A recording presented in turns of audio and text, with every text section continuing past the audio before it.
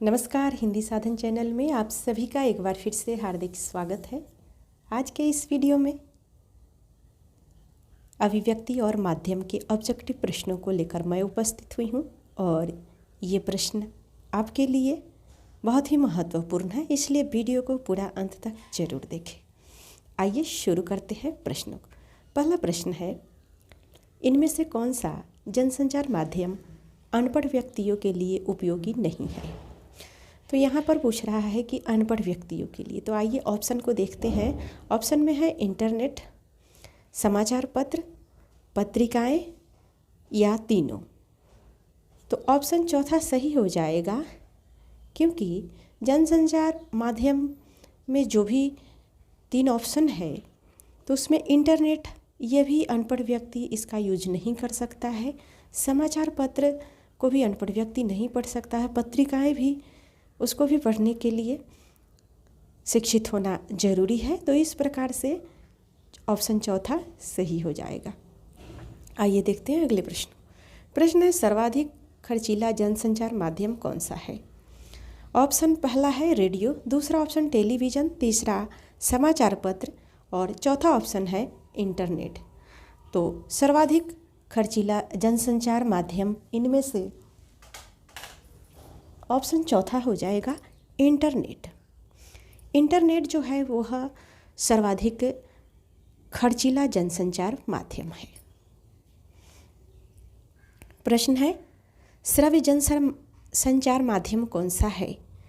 तो श्रव्य जनसंचार माध्यम ऑप्शन है पहला समाचार पत्र, दूसरा है रेडियो, तीसरा ऑप्शन इंटरनेट, चौथा ऑप्शन है टेलीविज़न। तो ऑप्शन दूसरा सही हो जाएगा। रेडियो एक ऐसा जनसंचार माध्यम है जिसको हम सुन ही सकते हैं। ऑप्शन दूसरा सही हो जाएगा। अगला प्रश्न है, मुद्रण का आरंभ किस देश में हुआ?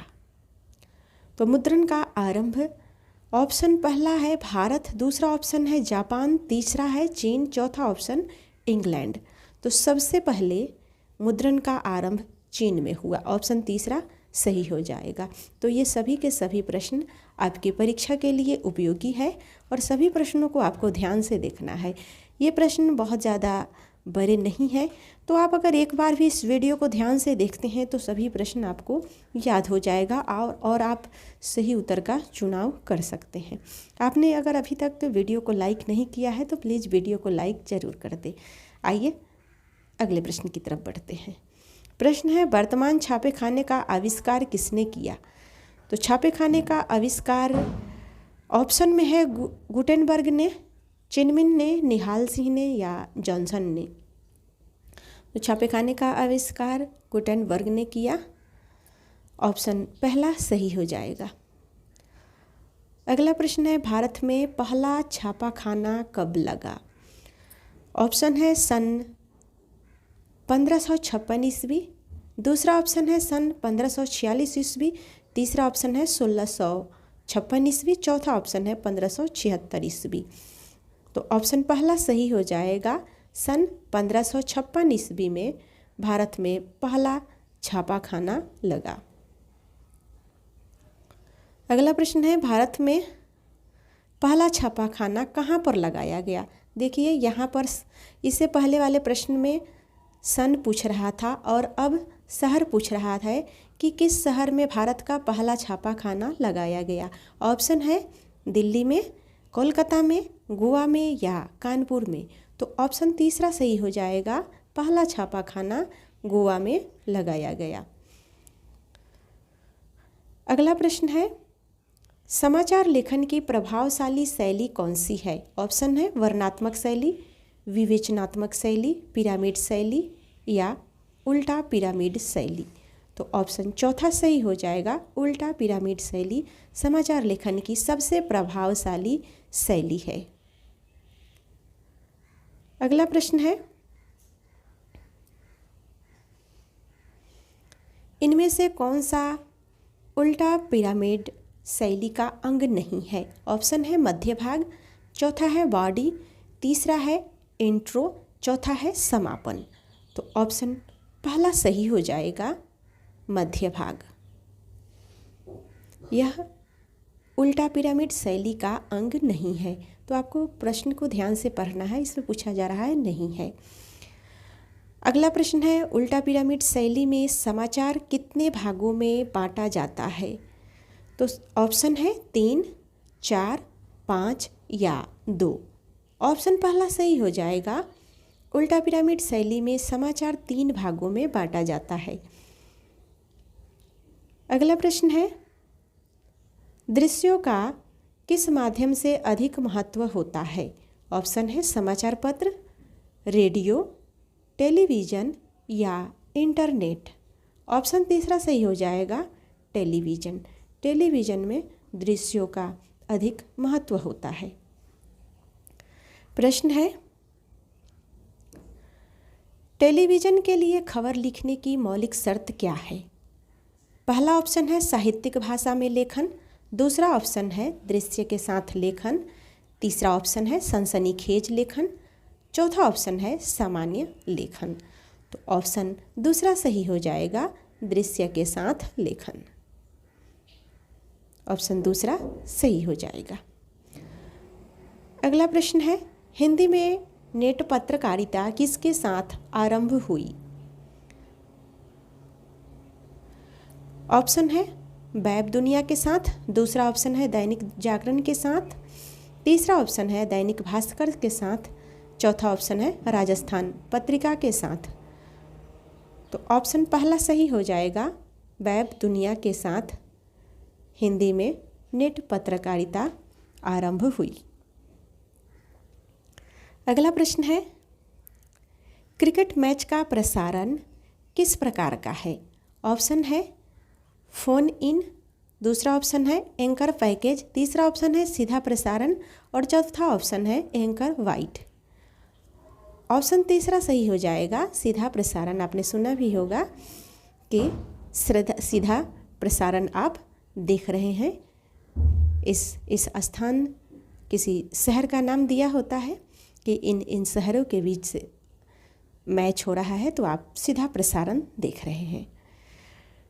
अगला प्रश्न है, आधुनिक युग में इंटरनेट पत्रकारिता का कौन सा दौर चल रहा है?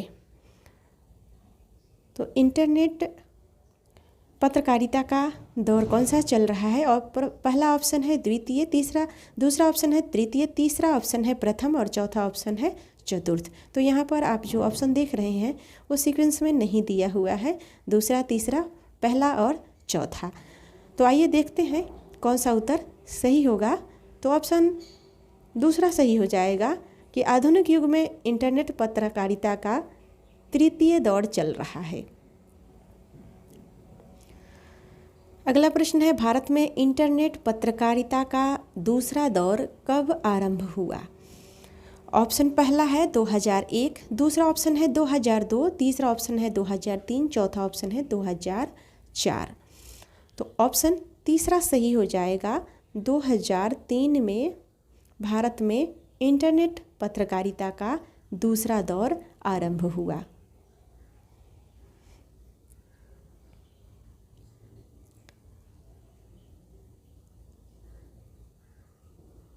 अगला प्रश्न है, समाचार पत्र प्रकाशित या प्रसारित करने के लिए आखिरी समय सीमा को क्या कहा जाता है?